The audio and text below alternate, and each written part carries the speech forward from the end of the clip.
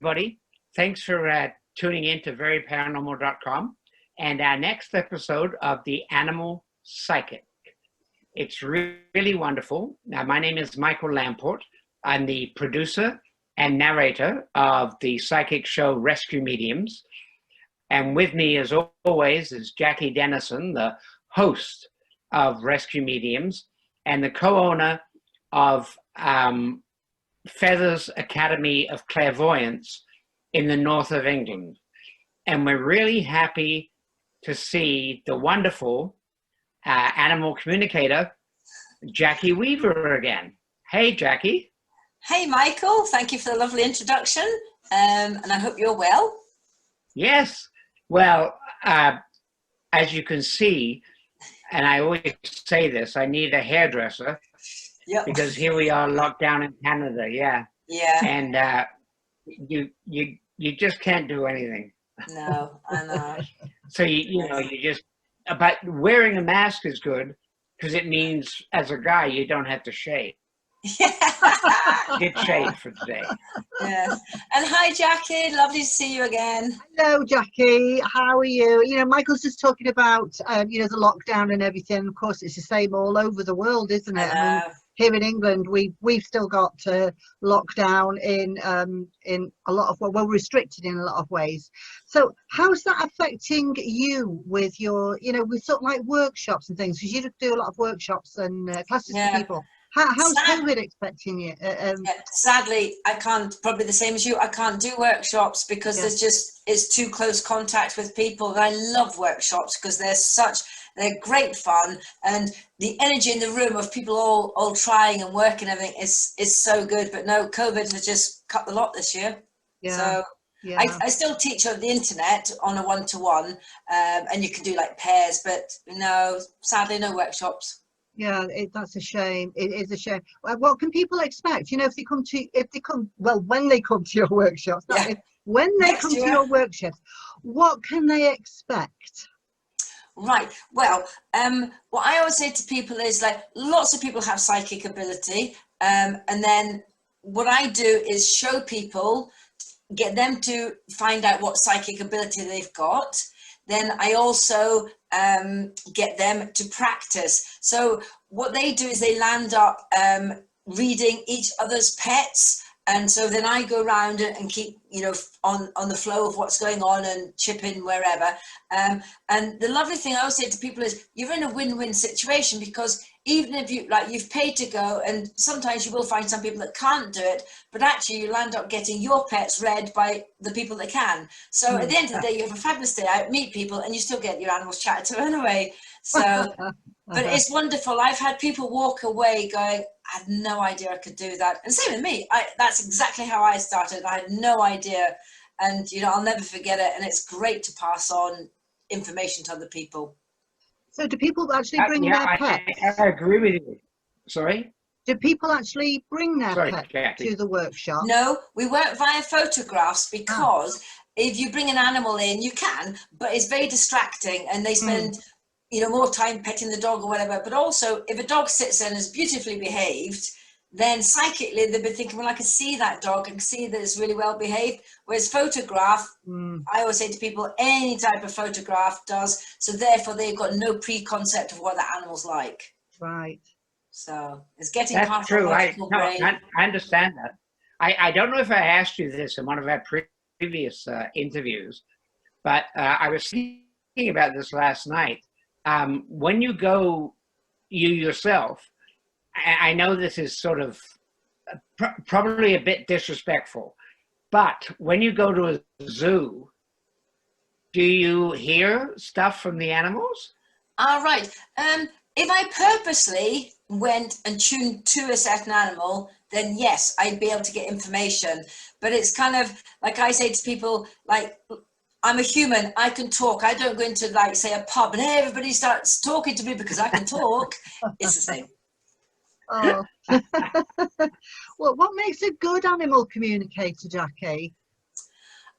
One, absolutely the love of animals. Secondly, somebody that's very open-minded, not judgmental, because obviously different owners treat their animals in different ways. Obviously, no bad people are going to let you talk to their animals, are they? But so again, just being open and understanding. And thirdly, to have the intelligence to realize what you say and how it can affect people, because they're saying this as in your job as well, there's ethics. If you picked up something like medical on a person, you have to drop the ethics in there to explain to them. So yeah, it's you do need a form of intelligence. I have some. That's a good thing. It's always a good thing, isn't it? Yeah. My private education came to the fore. What about from the animal's point of view? What makes a good animal communicator? You know, from an animal's point of view, do you find that it's very much depends on the character, just like people, you know, got different characteristics? Absolutely. So animals, like humans, have all different personalities. But what I do find, and you'll find this doing mediumship, I'm sure, is like I as a person like a laugh, you know, and it's been noted like animals like to have a laugh with me, so they just pick up on sort of like the fun side, so then they can actually have a bit of a game and a bit of a laugh and stuff. So it's lovely because it can light even spirit work, and you'll have the same, some spirit stuff comes through, you just can't help but laugh. And animals tend to do that as well. So and obviously there's a serious side, but yeah. And I think if you're really sometimes, like, you know, like when people teach, I've had this said to me as well, that, oh, you need to have a really quiet mind and count back from 100 to 1 and all this malarkey. And like people say, oh, I haven't got a quiet enough mind to do this. And I said, you don't need a quiet mind, because animals don't go, talk to me really slowly, blah, blah, blah. They're just like, come on, let's chat. So yeah, so I said, people never worry about the slow bit, because I'm kind of not the slowest person in the world either. So it's a conversation. Yeah. See, I think that's great, because when you say that animals have a sense of humor, I think we can all identify with that. Yes. Because like I've told you before, I mean, I had 2 cats, and now I have 1 cat, and he's a bit precocious, but he sort of does it and then looks at me as if to say, like, hey, this okay? No. Yeah. And I think it is a sarcastic sense of humor, but it is a sense of humor. And I think we've all got to realize that animals have that. Oh, absolutely. And even with each other, I watched it when Chico, my dog, was a puppy and I got him from rescue. The only thing he chewed was glasses. So fortunately, I just bought like lots of cheap glasses and left them around. So that's all you're going to chew. That's fine. And I watched my cat sitting on the table going, right, okay, flick, flick, flick, knock them off the table to the dog. As the dog ran off them, you sort of just go, you're in trouble. Yeah. So they can, yeah. And they will tell on the others as well. They tell stories about each other. Just so funny. I had a comparison today, and there was a spirit dog and another spirit dog had met up. So I described the other one, and she was so pleased. And then he just showed me like water on the floor by a water bowl. So I said, oh, did he just spill his water? And she said, oh, no, not him. She said, but the other one did. So it's like, they did that. No, I didn't. You do get like kids. It's great. Oh my goodness. That's like when dogs and cats look at you and go like, what? It wasn't me. It was him. Yeah. One of my favorite sayings, and I used this way before I was an animal communicator, is if somebody blamed me for something, I go, oh yeah, blame the cat, the dog's on holiday. I've like them for years. Yeah, like the dog ate my homework. Yeah. No, the dog didn't. The cat did. Yeah, exactly. Big cat. Yeah.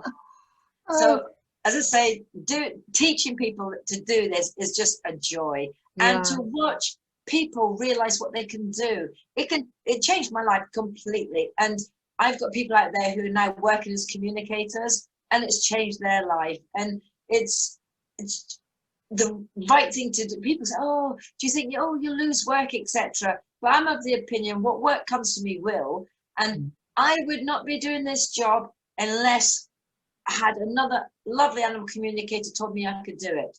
So I should share it. That's the way it should be. It's a belief. I'd like to read something for you. I printed it off from your website. I hope you don't mind. But it was one of the testimonials. So it's just as you're talking now, it sort of just fits in perfectly with something that I've printed off. It said, so it becomes very, very clear when you are reading your website and the testimonials, just how much you have changed other people's individual opinions and views about animal communication. So this is someone called Ali, and she has written, who knew that animal communication could be such fun? Booking a session with Jackie is one of the best things that I've ever done. I initially contacted her because my little dog Pluto was going to have to go into quarantine for 30 days, and I wanted him to know exactly what was going to happen, and part of me was just plain curious. So I prepared my list of questions and sent Pluto's photograph to Jackie, not really knowing what to expect, but the reading with Pluto went so well that I decided to book myself in for private tuition sessions.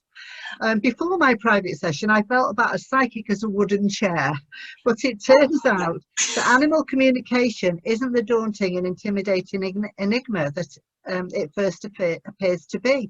You just need a few tips from Jackie. So she actually finishes off, but thank you to Jackie and Pluto for giving me back my natural psychic ability. I just thought that was a really, there's many wonderful testimonials, but that one really hit home. I can remember the wooden chair bit, yes. Yeah. Yeah, because that's what you were just talking about before, you know, that it's about how to communicate and about how it changed your life, and you've obviously changed her life as well. Yeah. And it's great that she really wanted Pluto to know why he had to go into quarantine, rather than, because we've talked about this before, about just explaining to an animal, you know, if you're going away, explain to them. So how would you do that? What would you say to your animal? Like, I'm going on holiday, and, you know, like you would to a child. I'll send you a postcard. Yeah, but that actually covers two things for them. But that reminds me of perception. And years ago, I think I was working at a fair, and somebody was worried because they were getting their dog out of quarantine. They're coming back in from abroad, and their garden was a lot smaller. So they said, "Oh, I'm really worried that, you know, the dog's going to be upset because I've only now got a small garden." The dog was like, "Hello? I've just spent 6 months in quarantine in this space. So that garden's going to look really big to me." And I thought, true. And I can remember this. One of the things was like, whoa, was working for a clairvoyant. So, you know, sort of obviously sort of early on, that was a bit of pressure for me, thinking, whoa. But anyway, so he got me to chat to his dog. And I was at his house, lovely bloke, and chatting away, whatever. And then he said something about, oh, right, yeah, got to go because you need to drop the dog off. And I said, oh, you dropped the dog off? And he said, yeah, to kennels. And I went, oh, does he not like the kennels? Don't mention the kennels. And I'm like, oh, why? Do you want me to see if I can help? So he said, he hates them. So anyway, so I tuned into him, and, you know, I was still tuning in. So anyway, I sort of asked him why. And he just said, because I'm worried that you're not going to come back. Oh. So I said, well, we can explain that to him. So we explained. And then I said, and actually it's a story in my book with a complete picture on this, because I said, is there anything that would make this feel better about this? And he just showed me a picture of a roast chicken. And he said, about this when you come back. So when I said, I can't promise this will work. So off they went on holiday, and I got an email back saying, oh, you would never believe this, but we got to the kennels, the dog was out the car straight down, and the girl was like, what? Anyway, went to the kennels, and then on the way back, they suddenly realized they hadn't bought the chicken. So they spent about 2 hours driving around trying to find a supermarket to find the roast chicken. And the dog was fine after that. Oh my goodness. Wow, yeah. That just goes to show you, doesn't it, really, that they do, Absolutely. They really can understand, and it's just a case of you need to let them know exactly what's happening. Absolutely, yeah. Like a child, you just wouldn't, you know, just go, oh, guess, you know, and people say, oh, they should know, and they should know. Well, actually, sometimes there's misinformation, they pick up bits, so you just make it clear. Yeah. What would your advice be, Jackie, to people with their own pets and trying to communicate with them? Because I mean, I know as a pet owner, there's sometimes when I really feel that I'm communicating with him and he's communicating with me. Yeah. But what would you say to people if they want to talk to their pets? Yeah, I would say that everybody can talk to their pets because their pets understand what you say. Whether they react back to it, or act on it, that's up to them.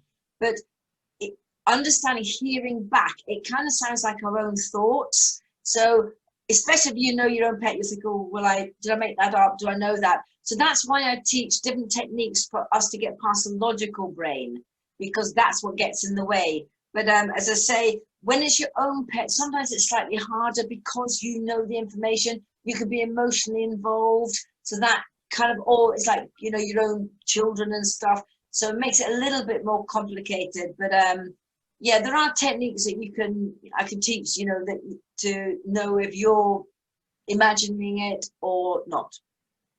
But it's a bit too long and explained it now. What's your opinion on how you can get these cameras set up so when you're away you can see what the dog or the cat is getting up to. You can check on them to make sure they're all right. And you can actually talk to them as well. Do you think that's a good thing, or from the animal's point of view? I know we need to know that they're okay, but is it a good thing from their point of view? I think it's absolutely fine. I've got a pet camera for my cat, so if I'm away, and I've done that. I've spoken or even moved the camera, and he's come up, he's right in the camera. And the lovely thing, you can frighten the dog sitter and they come in, hiya! But no, I just think, anything to reassure them, but also it kind of just even watching. And what I do with my cat is you can set them up and you can get sort of a message or a notification every time they go past the camera. So if you're worried, you can set the thing on your phone and it will ping when they pass the camera. So I set it up at food place so I can see. So every time he goes to eat, so just throughout the day or if I'm up his way overnight, whatever, then I can just go on the phone and I can just see, oh yeah, he's fine. Look, he's having his tea. So it just gives us, a sense of, relief. Yeah, because we need to know what's happening and what's going on to make sure they're okay. But there's mixed views about whether the animal would fret more because it's hearing your voice and it's not there, or would it feel more reassured? Yeah, I tend to use the visual just to watch, whatever. But I say to people, when you're at home, there's obviously noise and stuff. So, just leave something on, even a radio in the background that talks, so it's just something there rather than complete silence. Yeah. But, animals are amazing. Most are pretty good. Yeah.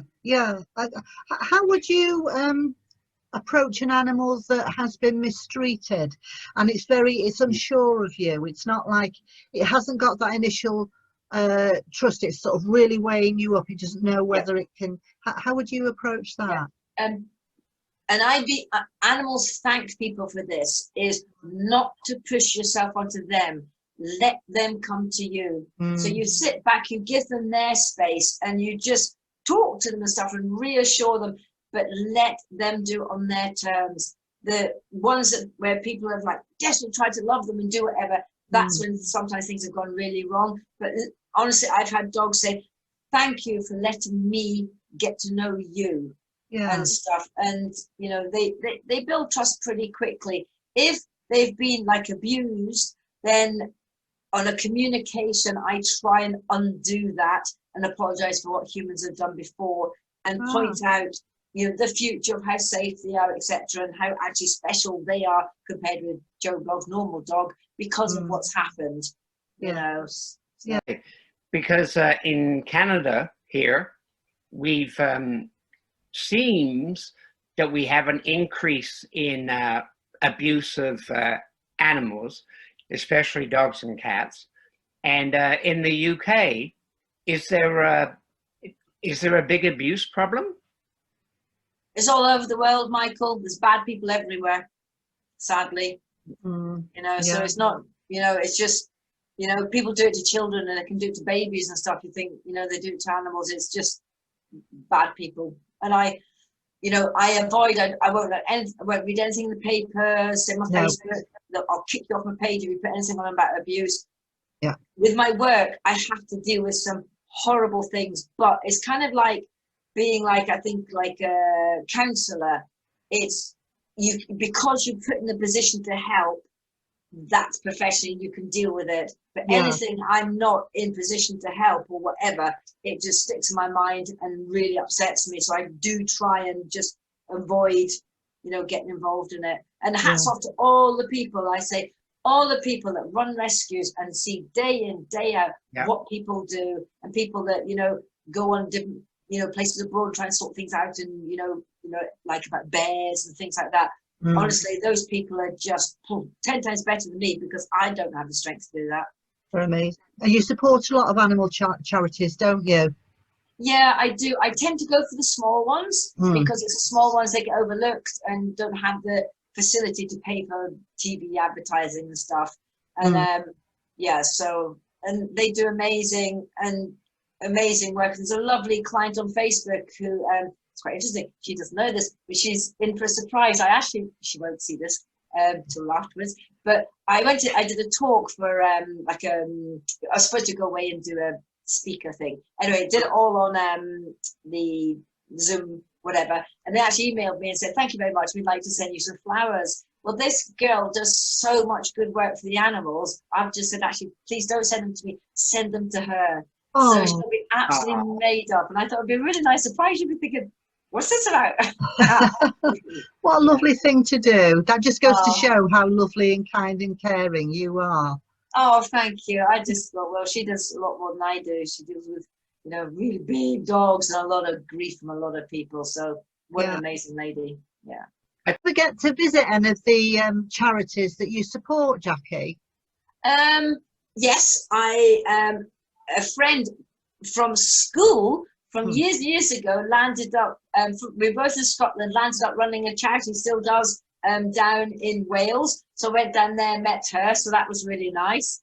And then Jenny Seagrove runs, who's an actress, she runs a place called Main Chant Sanctuary. So I went down there to see her horses and stuff as well. And actually, one of her horses asked to have a name changed. And yeah, and she was only young, but I can't remember what the name was. But it's true. Sometimes if you're given a name, it can indicate you're that type of person, and it just doesn't match. So she actually asked to be called something else. I can't remember to this day what it was. And I just thought, oh, bless. Yeah. Isn't it amazing the things that they want to talk about animals? It's like, I really don't like my name. Can you ask her if she'll change it? Yeah. A pony, I think I've probably said this before, but a pony that was called Puzzle. And you think, that just makes a bit of a conundrum. And we said, so in the end, well, what do you want to be called? He goes, Dave. And he's like, Dave. He's a Dave. He's not a Puzzle. Yeah. I've got a personal question for you. Go for it. Because we've got 4 dogs. We've got 4 dogs, 1 cat and 3 hens. We did have 5 hens, but you know, one by one they've all gone to the pet heaven there. And so this particular dog that we've got, he's 14 years old now. He's we call him Tinchy. He's a little sausage dog cross. And so we've had him about 8 years. And when we got him from a family member who they've got 2 children, and then the baby came along. The baby is now 8 years old. So 8 years ago we had him because he started to pee on all of the baby's things. So we, you know, thought it's a bit of a jealousy thing going on there, but obviously we needed to address that situation. He ended up coming to us. At that time we only had 1 other dog. Right. Okay, so an older dog and him, fine, but still does lifts his little leg up and he's on, you know, making his mark on things. Right. That's one issue we have with him. The other one is that the older he's got, the more he barks. So when he knows that we're going to open the door to let them out, his little legs are going like this before we even start, and the voice comes from him, a continual bark, bark, bark, bark, bark, bark, bark, bark, bark, before we even open the door. How can we deal? Because it's like, oh, for goodness sake, stop it. You know, why are you doing this? I tried talking to him and saying, what are you doing? Why are you doing this? You know, just because you're little, is it like the, you know, the little dog syndrome or what? Well, because this is the photo that you sent me through earlier. I sent through, yeah, the photograph, because I wanted to talk about him. Yeah. Because you say we'll chat to him sometime, so this is the time. Okay, so what I did, I just tuned him in quickly, and I'm just going to do this live. But the first line he said is sweet and loving, but vie for attention. Yeah. Right. So just bear with me, just hang on a second. Have you got a very small one, smaller one than him though? Dog, he's making me look. We did have we fostered one that was smaller than him. Right. Yeah. And yes, but we don't have him now. He's gone. Right. Okay. He's now been rehomed. He's with my granddaughter and very happy with my granddaughter. Okay. And he was okay as a dog with him. Oh yeah, they got on fine, but that little one that you're talking about, he was very, very vocal. He was very vocal as well. Yeah. Yeah. Okay. Yeah. Just interesting. Yeah, he was fine. Yeah, he's one who's doing the same as I am. Yes. Okay. Right. So bear with me. Hang on.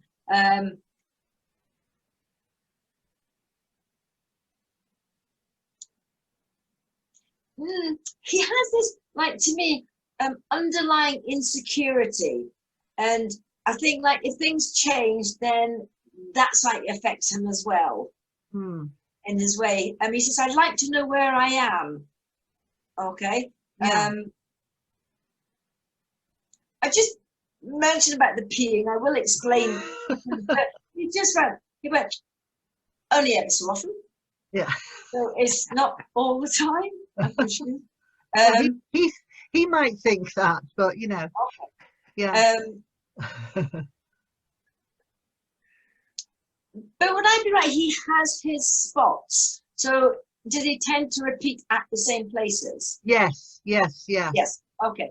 Yeah, there's two different places that he repeats. Yeah. Okay. Right. So he has his spots.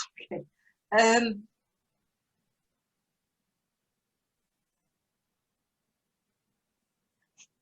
He's like a child. I just said, but why? And he's just like, because I can. Kind of a bit sort of. I just want to sort of put my chest up as yeah. Okay. Yeah, that's very much his character. Yeah. Oh, is it? Okay. Okay. And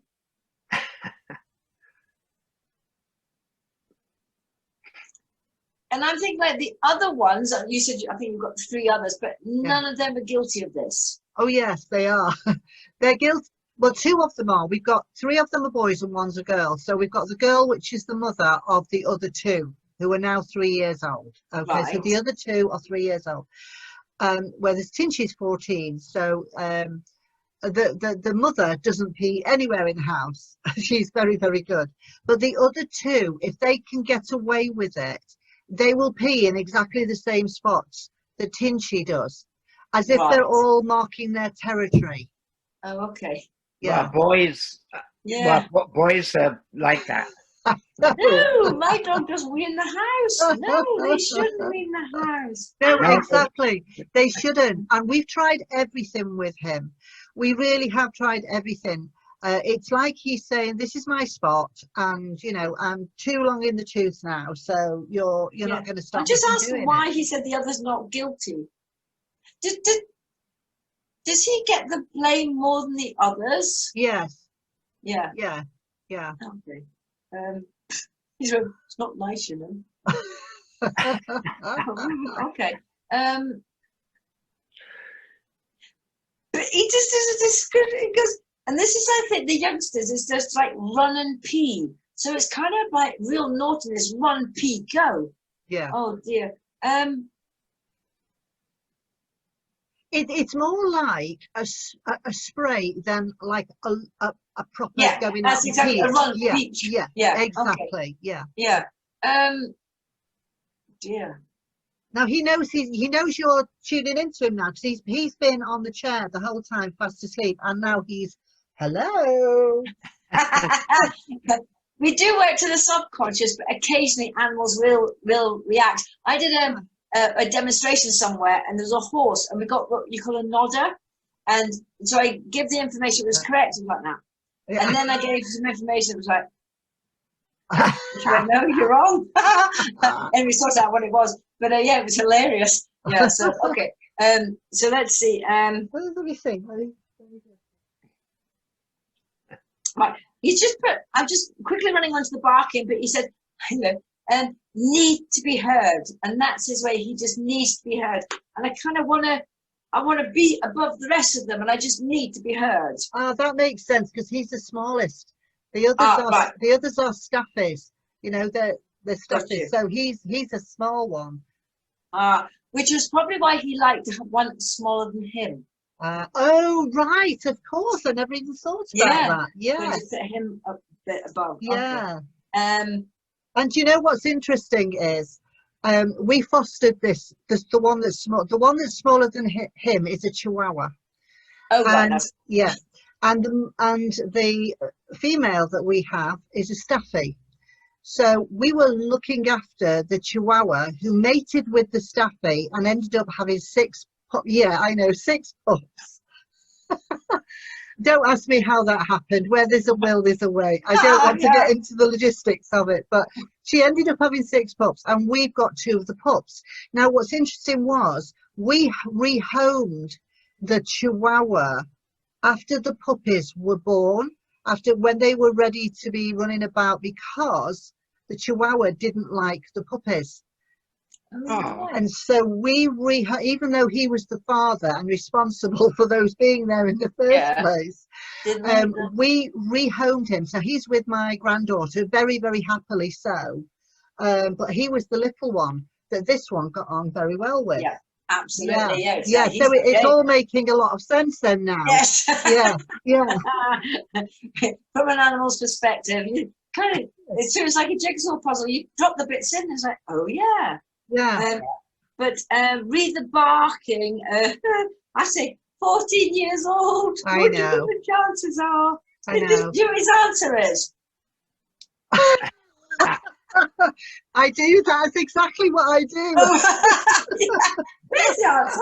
Yeah. Okay, so we're just going to have to live with it. But also, I do think his hearing's a bit diminished, so it's not really affecting him so much. I did wonder about that. I really did wonder about that. And sometimes they'll start to bark even louder because they can't hear themselves as well as they did. Yeah. Okay. Or the other option is, he's in, and I don't know if you actually do this, is sometimes it's pick me up and carry me to the door. We've started to do that as well. Yeah. Oh my gosh. Yes, we have. I kind of think he wriggles a bit, but it's kind of like, so that might help as well. But what I'll say to him is, I'll tell you what, we'll do a deal. You can let me know if this works, right? I'll say, Tinchy, you will be picked up because you're so special and carried to the door. And long as, please, just don't bark. That's the treat which nobody else is getting. Okay? So that's your treat. So hang on a second. Right, try this. You say these words to him quietly for me. Okay? Okay. So this means how special he is, and like he's getting the communication, not the other ones. Yeah. You pick him up and say quietly for me. That will show how clever he is, and he's above the rest of them, and no barking. Okay. Let me know how you go on that He's one. gone back to sleep again now. Yeah. Now he's stopped talking about peeing.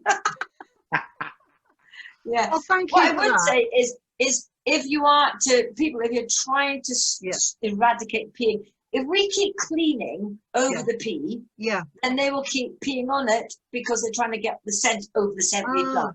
Right. So what you can do is say put like an orange there, something citrus, because they don't tend to like that.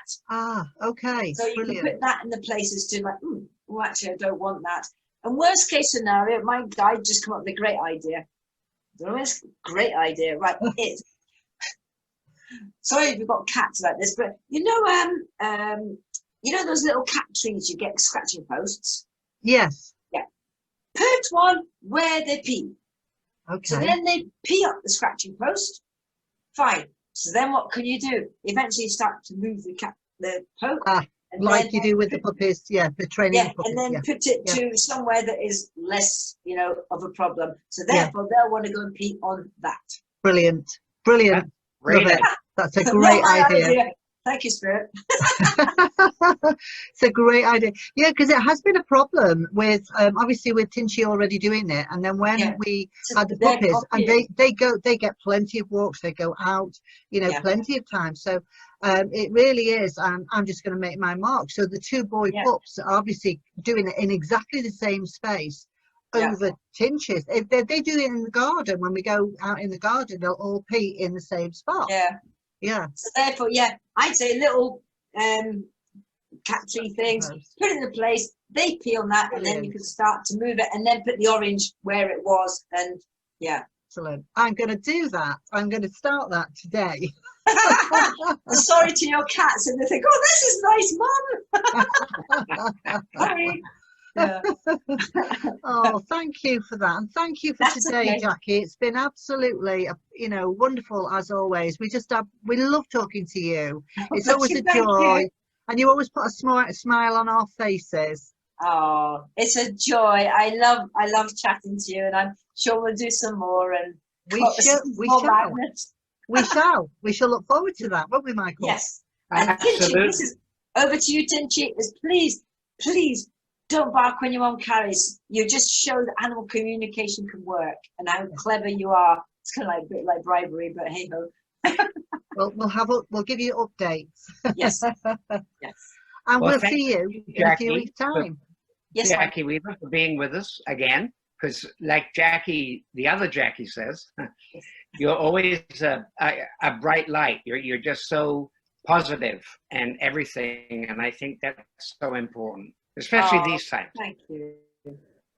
So you're very, very, very sweet. Oh, bless you. Big hugs, virtual hugs. Virtual hugs, okay. Yeah, virtual hugs. Yeah. Bye. Bye. Bye. See ya. See ya. Bye.